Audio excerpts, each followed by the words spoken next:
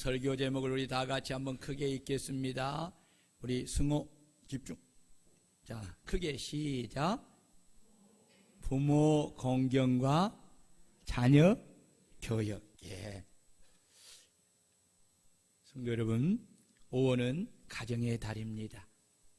그리고 오늘은 어린이 주일과 어버이 주일입니다. 하나님께서 인류의 첫 조상인 아담과 하와를 짝지어 가정을 이루어 주었습니다. 그래서 가정은 모든 인간의 요람이요, 모든 공동체의 출발점이요, 모든 교회와 사회와 국가를 떠받치는 중심의 기둥입니다. 가정으로부터 교회가 시작이 되고, 가정으로부터 사회 공동체가 시작이 되고, 가정으로부터 국가 공동체가 시작이 되는 것입니다. 가정의 공동체가 든든히 서가면 교회와 사회와 국가 공동체가 든든하게 견고히 서가지만, 가정의 공동체가 무너지면 교회와 사회와 국가 공동체가 무너져 내리게 되는 것입니다. 그래서 가정은 이 세상의 그 어떤 것보다 더 귀하고 소중합니다. 그러기에 우리는 가정을 세우신 하나님의 말씀을 따라 가정을 잘 지키며 세워나가야 합니다. 왜냐하면 우리의 대적인 원수 마귀는 수단과 방법을 가리지 않고 하나님이 세우신 가정을 무너뜨리려고 온갖 역사를 다 하기 때문입니다. 이 악한 마귀의 역사로 말미암아 수많은 가정이 싸움과 다툼으로 인하여서 이혼하여 가정이 깨어지고 무너지고 있습니다. OECD 국가에서 이혼율이 제일 높은 나라가 바로 우리나라입니다. 그리고 비성경적이고 비윤리적인 가정이 동성애를 통해서 세워지고 있습니다. 하나님께서 가정을 이루어 주실 때 그 구성 요소는 하나님이요, 부부요, 부모요, 자식이요, 형제입니다.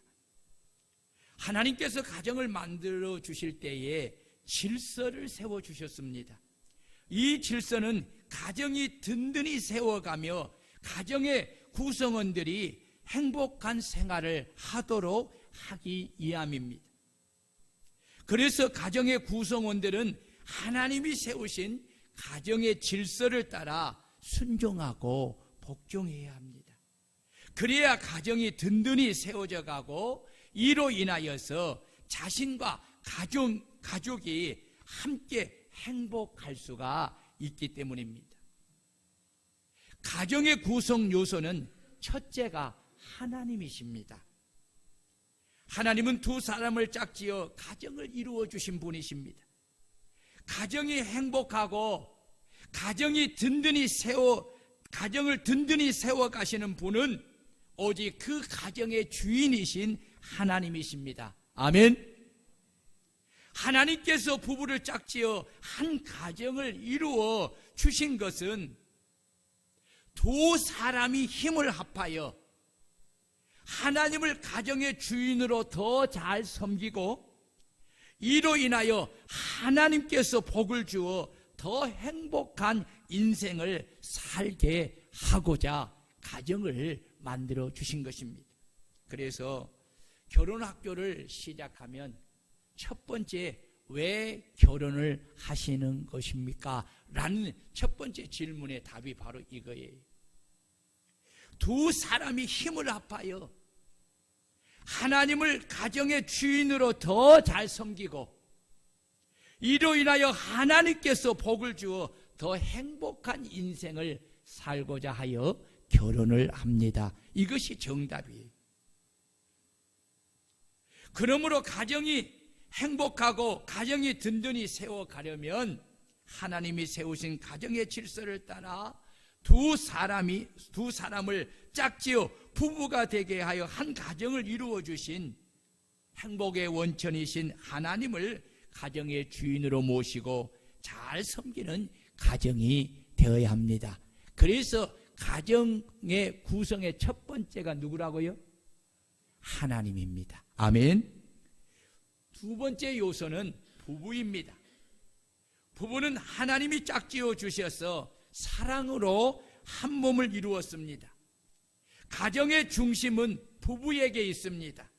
그러므로 가정이 행복하고 가정이 든든히 세워가려면 하나님이 세우신 가정의 질서를 따라 두 사람이 힘을 합쳐 하나님을 잘 경외하고 섬기며 서로 사랑함으로 한 몸을 이루어 행복한 가정이 되고 가정의 중심이 되어야 합니다.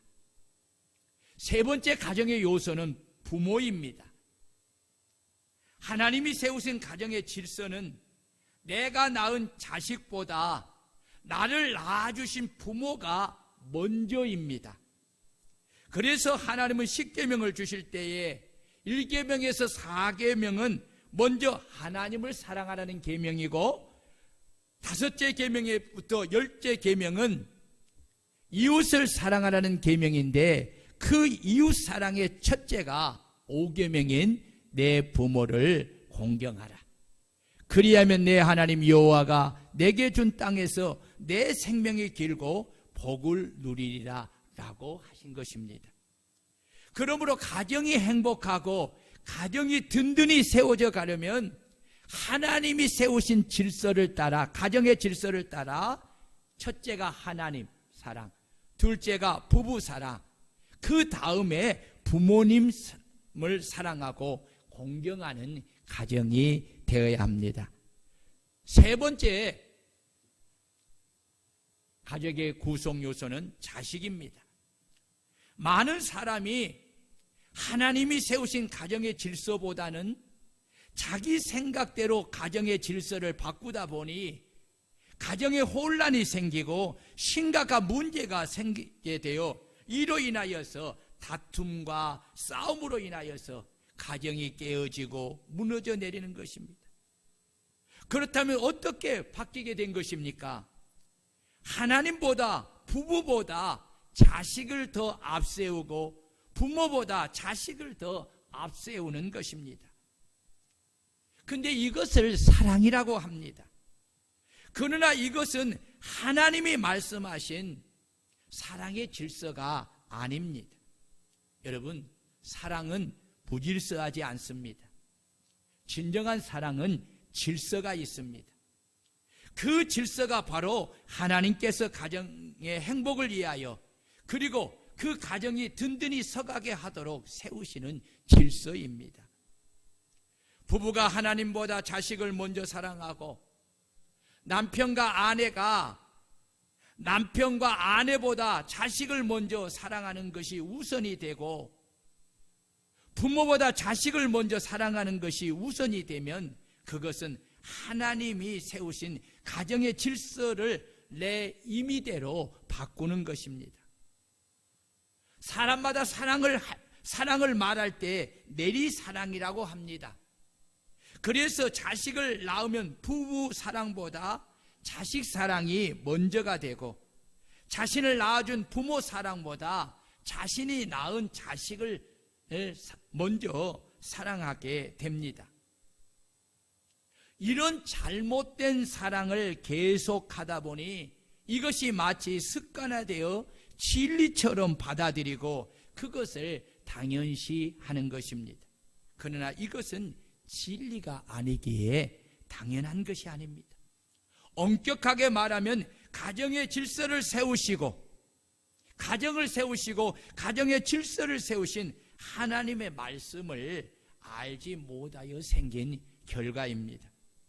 그러므로 가정이 행복하고 가정이 든든히 서가려면 우리는 우리들의 잘못된 생각을 회개하고 하나님이 세우신 가정의 질서를 따라 가정을 세워가야 우리의 가정이 진리의 말씀을 따라 온 가족이 진정한 행복을 누리게 되고 가정이 든든히 서가게 되는 것입니다. 저는 이 사실을 깨닫고 저도 내리사랑을 다 하잖아요. 그렇죠? 내리사랑. 이것을 깨닫고 난 이후부터는 기도할 때도요, 항상 부모님이 먼저. 예전에는 자식이 먼저였어. 근데 이것을 깨닫고 난 후부터는 기도를 바꿨어요. 순서도 부모님이 먼저 기도하고 그 다음에 자녀를 기도하게. 가정의 네 번째 요소가 누굽니까? 형제입니다. 형제는 특별히 하나님께서 맺어준 가족의 일원으로서 서로 내 몸과 같이 귀하고 여기며 사랑해야 합니다. 하나님께서 가정이라는 공동체에서 맺어준 형제를 사랑하지 못하고 서로 미워하며 싸우고 다투며 서로 질투한다면 그 속에 하나님의 사랑이 없는 것입니다. 이는 자기가 거하는 가정의 공동체를 스스로 헐며 불행하도록 만드는 것과 같은 것입니다. 참으로 어리석은 것입니다. 서로 사랑할 때 가정이 행복하고 든든히 세워가는 줄로 믿습니다. 그래서 여러분, 이 하나님이 가정을 세우시면서 가정의 행복을 위해서 세우신 이 가정의 질서가 매우 중요한 것을 오늘 깨닫고 갈 수 있는 여러분들이 되시기를 축원합니다. 질서는, 여러분, 사랑은 무질서하지 않습니다. 사랑은 질서가 있어요. 그래서 하나님은 어지러움의 하나님이 아니라, 무질서의 하나님이 아니라 질서의 하나님이라고 하신 것이 왜 그러냐? 하나님은 모든 것에 질서 있게 모든 것을 만드시고 그렇게 창조하셨기 때문입니다. 그래서요, 한번 우리 가정의 달에서 가정의 질서를 한번 정리해 봅시다. 첫째가 누굽니까?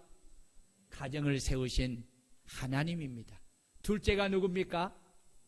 부부입니다. 셋째가 누굽니까? 부모님. 넷째가 누굽니까? 자녀. 다섯째가 누굽니까? 형제 자매입니다. 여러분, 이 사랑의 질서를 잘 가지고 그렇게 하시기를 바랍니다.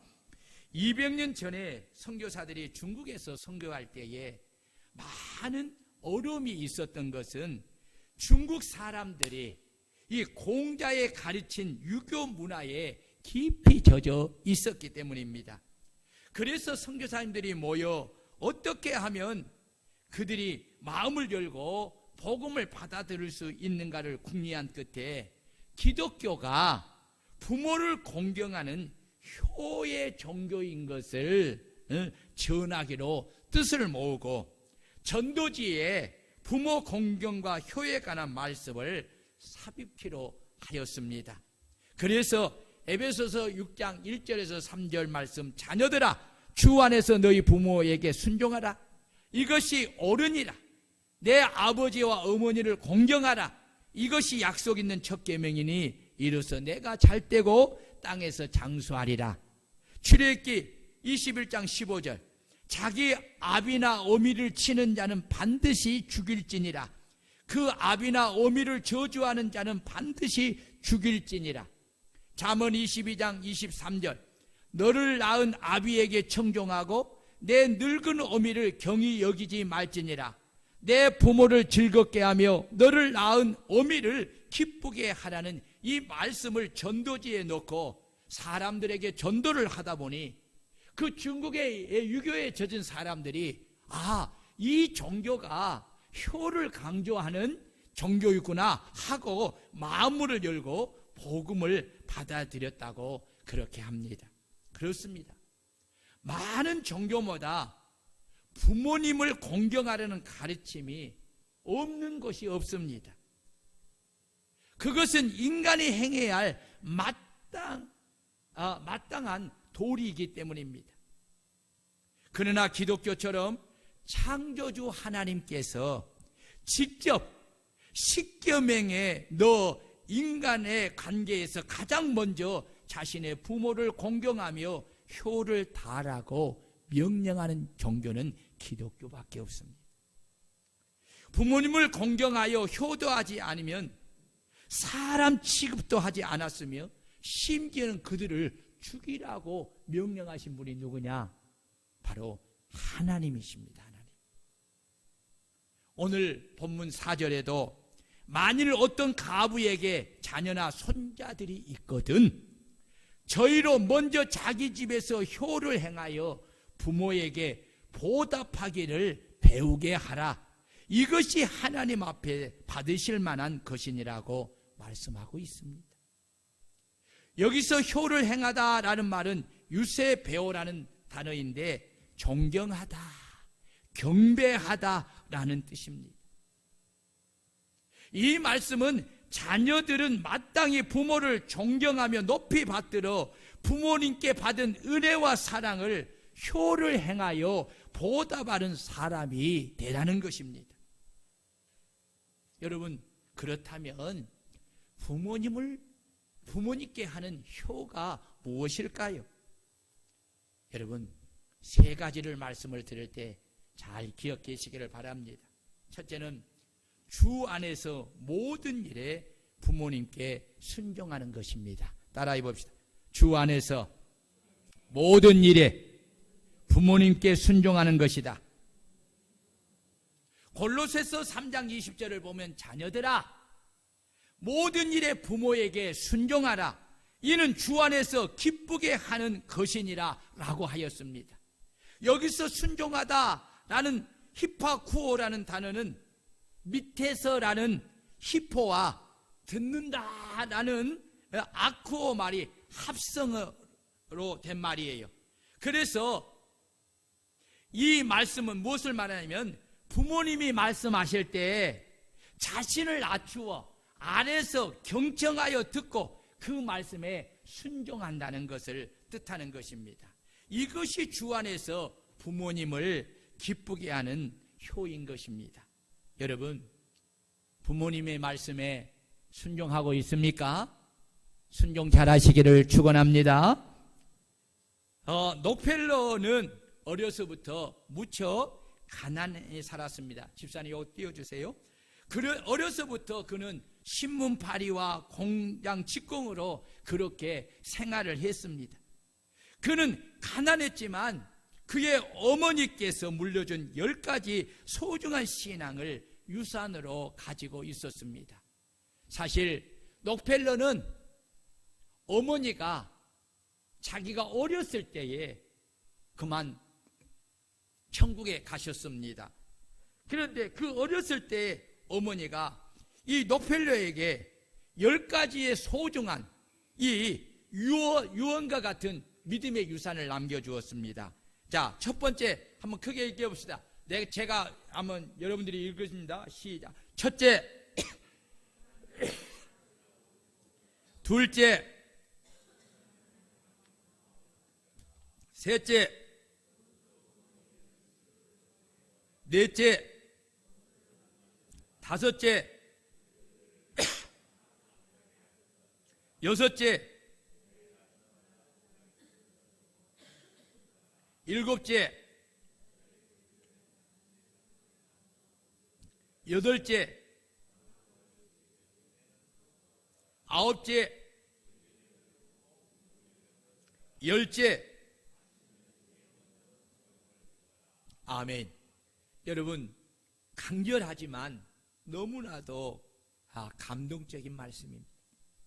록펠러는 어머니가 남긴 이 10가지 신앙의 유산을 그대로 지키며 순종했을 때 그는 신앙의 위인이 되었고 세계적인 큰 부자가 되었습니다. 부모님이 하신 말씀에 순종하면 하나님이 기뻐하시고 그 자녀들에게 약속하신 대로 영육간에 놀라운 복을 주신 줄 믿으시기를 축원합니다. 여러분, 효도는 나와 후손이 하나님께 복을 받는 길입니다. 그 효가 바로 주 안에서 부모님의 말씀에 순종하는 것입니다. 하나님은 당신이 하신 약속의 말씀을 따라 부모님의 말씀에 순종하여 효를 행하는 자녀들을 존귀한 복을 주시는 것입니다. 효의 본을 보여주신 분이 누굽니까? 바로 우리 주 예수 그리스도이십니다. 예수님은 하나님 아버지의 뜻에 순종하여 이 땅에 내려오셨고 십자가에 죽기까지 복종하셨습니다. 이것이 바로 하나님의 아들로서 아버지 하나님께 대한 공경인 것입니다. 이로 인하여서 하나님은 모든 사람이 예수의 이름에 무릎을 꿇게 하고 입으로 주로 시인하는 영광을 주셨습니다. 또한 예수님은 육신의 부모님께도 순종하여 받드셨고 십자가에 죽으시면서까지 육신의 어머니를 사랑하는 제자들에게 맡기시면서 효를 다하셨습니다. 솔로몬은 잠언 1장 8, 9절에서 내 아들아 내 아비의 훈계를 들으며 내 어미의 법을 떠나지 말라. 이는 내 머리에 아름다운 간이요 내 목에 금사슬이니라 라고 하였습니다. 여기 아름다운 간은 부모님의 말씀을 듣고 순종하는 자에게 주시는 면류관의 상입니다. 하나님은 부모님의 말씀에 순종하고 효도하는 자들에게 약속하신 대로 그의 목에다 금사슬을 걸어주며 그를 존귀하게 하시는 복을 주시는 줄 믿으시기를 축원합니다. 그러므로 하나님의 말씀을 따라 주 안에서 모든 일에 부모님의 말씀에 순종하여 하나님 아버지와 부모님을 기쁘게 하여 하나님이 나의 목에다가 금사슬을 걸어주어 존귀하게 하는 복을 받는 저와 여러분들이 되시기를 주의 이름으로 축원합니다. 두 번째 효는 따라해 봅시다. 부모를 전심으로 공경하는 것이다. 신명기 5장 16절을 보면 너는 내 하나님 여호와께서 명령한 대로 내 부모를 공경하라. 그리하면 너의 하나님 여호와가 내게 준 땅에서 내가 생명이 길고 복을 누리리라 라고 하였습니다. 여기서 공경한다는 말은 히브리어로 카페르라는 단어인데 부모의 권위를 존중하다라는 뜻입니다. 이는 부모를 함부로 대하지 말라는 것입니다. 부모님을 조심스럽게 받들어 모심을 말합니다. 다른 한편으로는 무겁게라는 뜻도 가지고 있습니다. 이 말은 부모님을 함부로 대하지 말고 인격적으로 존중하며 희중히 여기라는 뜻입니다. 부모님이 젊고 능력이 있고 경제적인 도움이 되면 자녀가 부모님을 경히 여길 수가 없죠. 아마 위엄과 존경심을 가지고 따를 것입니다. 그러나 부모가 늙게 되면 외모도 언어도 능력도 경제적인 것도 또 몸짓도 범사에 작아집니다. 어찌 보면 도움이 되기커녕 자식들에게 짐이 되는 그런 존재가 될 수도 있습니다. 그래서 자식들이 부모님을 무시하고 함부로 대하는 경우들이 있습니다. 여러분, 부모가 늙고 병들수록 크게 생각하고 존경해야 합니다. 여러분, 부모가 왜 늙고 병들었습니까? 누구 때문에 작아지고 가난해졌습니까? 다 자식 때문입니다. 자녀를 낳고 키우고 양육하고 뒷바라지했기 때문입니다.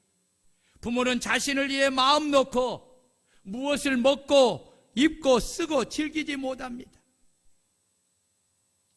자식에게 주고 더 주고 다 주었기에 이제는 더 이상 줄 것이 없는 것입니다. 이러한 부모를 무시하고 경히 여긴다면 어찌 그가 자식이라고 할 수 있고 만물의 영장인 인간이라고 할 수가 있겠습니까?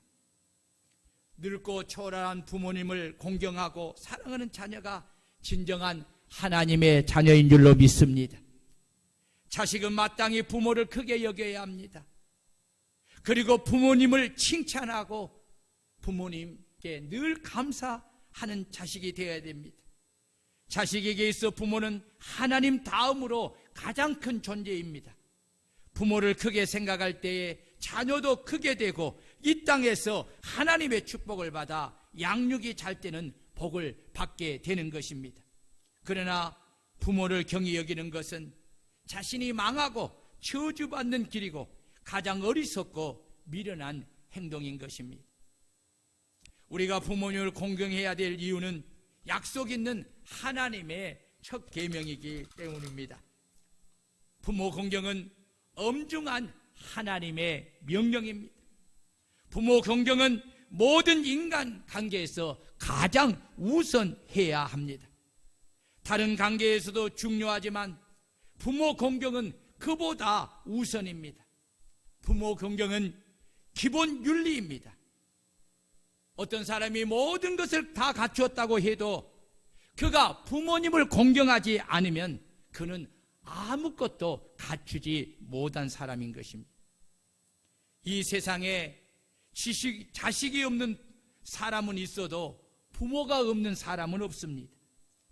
부모 공경이 가정의 기초 윤림을 깨달아서 언제나 마음을 다하여 전심으로 부모님을 공경함으로 효를 다하여 하나님께 주시고자 하는 복을 받아 땅에서 잘 되고 장수하는 복을 누리는 저와 여러분들이 되시기를 주의 이름으로 축원합니다. 세 번째, 따라해 봅시다. 부모님께 받은 은혜와 사랑을, 다 같이 부모님께 받은 은혜와 사랑을 정성으로 보답하는 것이다. 이것이 뭐라고요? 효야. 오늘 여러분 이 디모데전서 5장 4절이 굉장히 중요한 말씀이에요. 어떤 가부에게 자녀나 손자들이 있거든 저희로 먼저 자기 집에서 효를 행하여 부모에게 보답하기를 배우게 하라.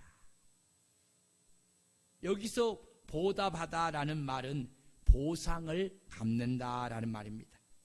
효란 부모님으로부터 받은 모든 은혜와 사랑을 자식이 되돌려 드리는 것을 효라고 합니다. 자녀들은 부모님께 받은 은혜와 사랑을 정성으로 보답해야 합니다. 그리고 부모는 자기 집에서 부모에게 효를 행하는 것을 보답하기를 자기 자녀들과 손자들에게 배우게 해야 한다는 것입니다.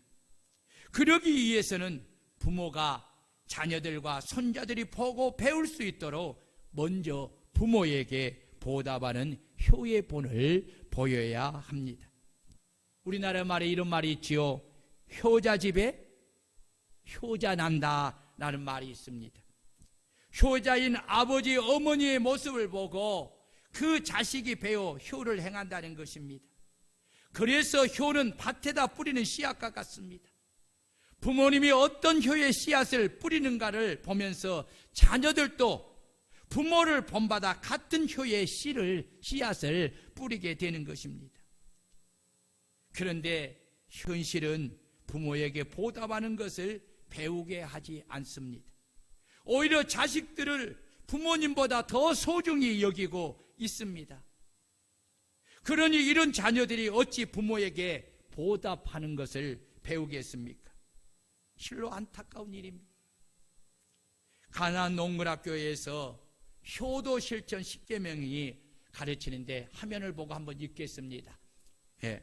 가나안 농문학교에서는 이 교육을 할 때에 반드시 이것을 합니다. 자, 보입니까? 제가 첫째 하면 여러분들은 그 다음에 읽어보십시오. 첫째, 둘째, 셋째, 넷째, 다섯째, 여섯째, 일곱째, 여덟째, 아홉째, 열째. 여러분 참 이런 십계명 하나를 여러분들이 마음에 두고 정말 부모님을 그렇게 공경하며 효를 하면요, 여러분의 가정이, 여러분의 삶뿐만 아니라 여러분의 가정과 자녀들이 하나님께 복을 받아 잘 뛸 수밖에 없는 것입니다. 우리를 낳으시고 기르시며 돌보아 주신 어버이의 은혜를 기억해야 합니다. 그리하여 살아생전에 부모에게 효를 다하여 받은 은혜를 보답하는 성도들이 되시기를 주의 이름으로 축원합니다. 특히 자녀들이 보는 앞에서 효를 행하시기를 바랍니다. 그리고 믿지 않는 부모님께 드릴 최고의 선물은 부모님을 구원받게 하는 이름을 더욱 명심하고 기도하면서 부모님을 꼭 예수를 믿어 구원받아 천국을 갈 수 있도록 여러분 하는 자녀들이 되시기를 바랍니다. 그리고 자녀들과 자손들 앞에서 효를 행하여 자녀와 자손들이 본받아 그들도 부모에게 받은 은혜를 효를 다함으로 보답하기를 가르쳐서 이로 인하여 하나님이 주시는 복을 받아 누리게 하는 자녀들이 다 되시기를 주의 이름으로 축원합니다. 여러분, 오늘 두 번째 단원이 바로 부모님께 어떻게 효를 행해. 아무리 들으면 뭐합니까? 행하지 않으면 아무 소용이 없죠. 그러나 여러분들이 오늘 이런 말씀을 딱 마음에 담고 행하면 하나님이 여러분들에게 큰 복을 주실 줄로 믿습니다. 부모는 하나님으로부터 자녀라는 가장 귀한 선물을 받았습니다. 이 자녀는 부모의 자녀이기 전에 하나님의 자녀입니다. 그리고 어린이는 가정과 교회와 사회와 민족의 미래이기 때문에 참으로 귀한 존재입니다. 그러기에 부모는 자녀들을 소중히 여기고 이 자녀들에게 네 가지를 부지런히 가르치라고 오늘 성경은 말씀하고 있습니다. 첫째, 우리 하나님 여호와는 오직 유일한 여호와 하나님이심을 가르쳐 평생에 그 마음에서 지어지지 않도록 새겨 주어야 합니다. 무슨 말입니까? 하나님이 유일하신 하나님이심을 우리 아이들에게 가르쳐서 그 마음에 새겨 평생에 지어지지 않고 그 하나님을 섬기도록 그렇게 가르치라는 것입니다. 둘째는 하나님께서 주신 자녀들과 손녀들이 평생에 주 예수를 믿고 영접하여 하나님을 경외하며 섬기도록 가르쳐야 합니다. 셋째는 믿고 섬기는 하나님을 마음을 다하여 뜻을 다하여 힘을 다하여 사랑하고 경외하며 섬기는 법을 부지런히 가르쳐야 합니다. 마지막으로 하나님께서 주신 자녀들과 자손들에게 하나님이 부모에게 명한 그 모든 명령과 규례를 지키는 것이 하나님께 복을 받아 하나님이 허락하신 땅에서 크게 번성하며 자녀와 자손의 생명의 날이 장수하는 길임을 부지런히 가르쳐 주어야 합니다. 그래서 솔로몬은 부모에게 마땅히 행할 길을 아이에게 가르치라고 한 것입니다. 왜냐하면 그리하면 아이들이 자녀들이 늙어도 그 길에서 떠나지 아니하고 하나님을 사랑하고 경외하며 섬김으로 하나님으로부터 평생의 복의 복을 받아 하나님이 허락하신 땅에서 크게 번성하며 자녀와 자손의 생명의 날이 장수하며 길기 때문에 그렇습니다. 그러므로 부모는 하나님이 하신 약속의 말씀을 먼저 마음에 새기고 하나님이 주신 자녀들에게 그리고 손자 손녀들에게 집에 있을 때에도 길을 갈 때에도 누울 때에도 일어날 때에도 하나님의 말씀을 끊임없이 반복하며 부지런히 가르쳐 일상생활 속에서도 자녀들이 하나님의 말씀을 늘 붙들고 그렇게 살아갈 수 있도록 그리고 그 말씀이 그들의 행동의 지침이 되게 하고 그 말씀에 순종하도록 가르치는 그런 우리 부모님들이 되시기를 축원합니다. 왜냐하면 참 어릴 때에 자녀들에게 가르치는 이 말씀의 교육이 너무너무 그들의 인생에 큰 영향을 미치기 때문에 그렇습니다. 여러분들에게 언젠가도 한번 수년 전에 했던 예화를 다시 한번 우리 아이들이 있어서 듣습니다. 여러분, 유대인의 가정의 아이들은 어릴 때부터 오늘 읽은 신명기 6장 1절에서 9절의 말씀을 반복적으로 그렇게 애우게 하며 가르칩니다.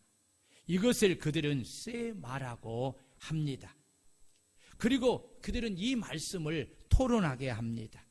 학교에 가서도 이 세마의 말씀을 배우고 해당에 가서도 율법 교사로부터 이 말씀을 배웁니다. 여러분, 그러한 말씀을 배우면서 자란 이 유대인들의, 유대 민족의 결과가 어떻습니까? 세계에 뛰어난 사람들은 이 유대 민족 가운데 있습니다. 노벨상을 받은 역대 300명의 사람 중에 40%, 93명이 유대인입니다. 미국의 유명 대학 총장의 90%가 유대인이고 유명한 대학 교수의 35%가 유대인입니다. 미국의 변호사가 약 70만 명이 있는데 그 중에 14만 명이 유대인입니다. 미국의 400대 재벌 중에 24%, 100명이 유대인인데 이 100명이 40명을 압축하여 뽑으니 24명이 유대인이라고 합니다. 뉴욕의 교사의 60%가 유대인이라고 합니다. 결과적으로 미국의 정치계와 경제계와 사회계의 줄을 잡는 핵심 인물들, 큰 회사들의 CEO가 대개 유대인들입니다. 결국 이 유대인들이 미국과 세계를 움직이고 있다는 것입니다. 그렇다면 이 유대인들이 숫자가 많으냐? 그렇지 않습니다. 그들의 숫자는 이스라엘 본토에 사는 유대인과 흩어져 있는 이 유대인들을 합쳐도 1000만 명이 안 됩니다.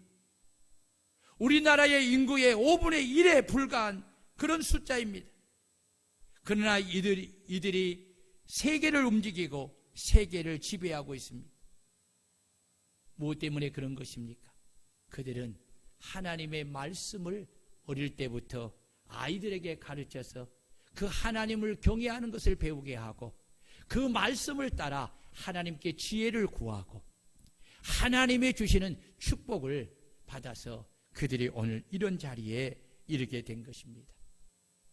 물론 안타까운 것은 이러한 육신의 삶에 부요하고 풍요로운 축복을 받지만은 그들이 하나님이 보내신 그 아들 예수 그리스도를 믿지 아니함으로 그들이 구원에 이르지 못한다는 것이 참으로 애석하고 안타까운 일입니다. 그러나 하나님께서 마지막 때에 그 유대인들의 수가 회개하고 돌아온다고 했습니다. 그때가 되면 이 세상이 끝이 이르게 되는 것입니다. 사랑하는 성도 여러분, 오늘 우리 장로님 기도할 때에 말씀을 가지고 기도했던 것처럼 하나님은 우리에게 이렇게 말씀합니다. 모든 성경은 하나님의 감동으로 된 것이로 교훈과 책망과 바르게 함과 의로 교육하게 유익하다고 했습니다. 아비들아 너희 자녀를 노엽게 하지 말고 오직 주의 교양과 흉계로 양육하라 라고 했습니다.